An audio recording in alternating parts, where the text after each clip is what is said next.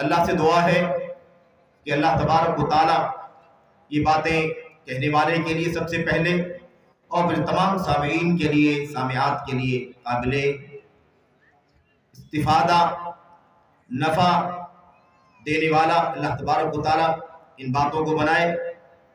اور اسی طرح سے چونکہ یہ باتیں اس اعتبار سے بھی آپ کے سامنے عرض کی جا رہی ہیں کہ ایک صدارتی گفتگو ہے، اور صدارتی گفتگو میں کچھ خاص اور عام قسم کی باتیں بطور نصیحت عرض کی جاتی ہے، جبکہ کہنے والا خود بھی سب سے زیادہ نصیحتوں کا محتاج ہے، لیکن پھر بھی آپ کے سامنے ادائے امانت کے طور پر کچھ باتیں عرض کرنے کی کوشش کر رہا ہوں۔ اللہ سے دعا ہے کہ اللہ عز و جل ہم سبوں کو ان باتوں سے نفع اٹھانے کی توفیق عطا فرمائے۔ اللہ عز و جل ہماری اور آپ کی اصلاح فرمائے۔ یہ عظیم الشان جلسہ جو دو دنوں سے چل رہا ہے، اللہ عز و جل اس آخری پہر میں یہ باتیں ہماری اور آپ کی زندگی کا حصہ بنا دے، اور اللہ عز و جل اس کے ذریعے سے ہماری اور آپ کی زندگیوں میں تبدیلی پیدا فرمائے۔ آمین رب العالمین۔ دو تین باتیں جو میں آپ کے سامنے عرض کرنا چاہتا ہوں۔ اس سلسلے کی سب سے پہلی بات یہ ہے کہ میرے بھائیوں، میری قابل احترام ماں اور بہنوں، اور اسٹیج پر تشریف فرما قابل قدر قابل احترام علماء، فضلاء، دعات، قریب کے دور کے آئے ہوئے معزز مہمانان گرامی قدر اور سارے کے سارے حاضرین، میں یہ یاد دہانی کرانا چاہتا ہوں کہ ہمیں اللہ تبارک و تعالیٰ نے اہل حدیث بنایا ہے۔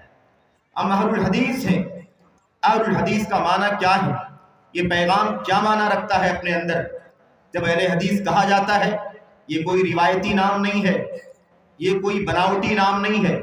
بہت سارے نام ہیں دنیا کے اندر اسلام کے نام لیواؤں کے، بہت سارے فرقے، بہت ساری ٹولیاں، بہت سارے گروہ دنیا میں ہیں۔ اسی طرح سے ایک گروہ، ایک ٹولی، ایک جماعت اہل حدیث بھی ہے۔ ایسے نہیں سمجھنا ہے ہمیں، بلکہ ہمیں اس بات کو اچھی طرح سے سمجھنا ہے کہ اہل حدیث یہ اللہ کی کتاب قرآن کریم، نبی کریم صلی اللہ علیہ وسلم کی سنت، ایسے ہی حضرات صحابہ کرام کی سیرت، خیر القرون کی زندگیوں کا مشن ہے۔ اور یہ اللہ تبارک و تعالیٰ کی کتاب میں، نبی کریم صلی اللہ علیہ وسلم کی سنتوں میں، حضرات صحابہ کرام کی سیرت کے اندر پورے طور پر رچا بسا ہوا ہے۔ اور اس کی بشارتیں، اس کی خوشخبریاں، اور اس منہج پر، اس راستے پر رہنے والوں کے لیے اس دنیا کے اندر عظیم الشان سعادتیں، اور مرنے کے بعد اللہ تبارک و تعالیٰ کے ہاں اس کا صلہ اور بدلہ کیا ملنے والا ہے، اس پوری تفصیل کا اللہ تبارک و تعالیٰ نے قرآن کریم میں ذکر فرمایا ہے۔ میرے بھائیوں، نبی کریم صلی اللہ علیہ وسلم کی ایک حدیث میں نے آپ کے سامنے پڑھی ہے، اس کا احساس کرنا، اس کے معنی کو سمجھنا اور اس کے مطابق زندگی گزارنے کی کوشش کرنا، یہ بات اس لیے کہی جا رہی ہے اہل حدیث اسٹیج سے، اہل حدیث منچ سے، اہل حدیث کبار علماء کی موجودگی میں، اور پورا چھیتر، پورا علاقہ، پوری بستی اہل حدیثوں کی ہے۔ آپ تمام حاضرین، ایسے ہی مائیں بہنیں، جماعت اہل حدیث کے افراد ہیں، آپ کے بیچ میں یہ بات اس لیے کہی جا رہی ہے کہ آج اہل حدیثیت کو لوگوں نے روایت بنا رکھا ہے۔ نام اہل حدیثیت کا ہے، نام سلفیت کا ہے، نام قرآن کریم کا ہے، نبی کریم صلی اللہ علیہ وسلم کی سنت کا ہے، حضرات صحابہ کرام کا بھی تذکرہ ہوتا ہے، تابعین کا، تبع تابعین کا، خیر القرون کا بھی ذکر ہوتا ہے، لیکن افسوس عملی طور پر ہمارے ایمان و عقیدے، عملی طور پر ہماری عبادات، عملی طور پر ہمارا رہن سہن، عملی طور پر ہمارا منہج، ہمارا راستہ، عملی طور پر ہماری شادی بیاہ، نکاح، طلاق، ہمارے کاروبار، ہمارے بزنس، ہماری ملازمتیں، ایسے ہی ہمارا اٹھنا بیٹھنا، کھانا پینا، ہماری زندگی کے تمام تر گوشوں میں جماعت اہل حدیث کا جو مشن قرآن و سنت کے اندر ہے، جو سلف امت کی سیرت میں رچا ہوا ہے، بسا ہوا ہے، ہم کہیں نہ کہیں اسے مفقود پا رہے ہیں، اس کے اندر کمی پا رہے ہیں، اس کے اندر بہت کچھ خلل محسوس کر رہے ہیں۔ اس کی وجہ کیا ہے؟ اس کی وجہ یہ ہے کہ ہم بہت ساری بھیڑ میں، بہت بڑی گیدرنگ کے اندر ہم کہیں نہ کہیں بھٹکتے چلے جا رہے ہیں۔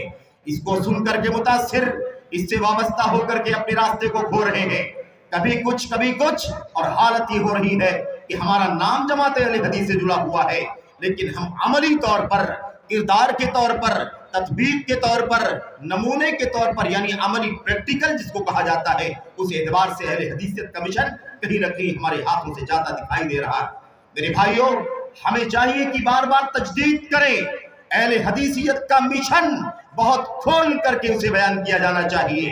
ایک دستور کے طور پر، ایک تبرک اور روایت کے طور پر نہیں، ایک عملی دستور کے طور پر، ایک مشن کے طور پر، انسانی زندگی کے ایک راستے کے طور پر ہمیں اچھی طرح سے اس کو سمجھنے کی ضرورت ہے.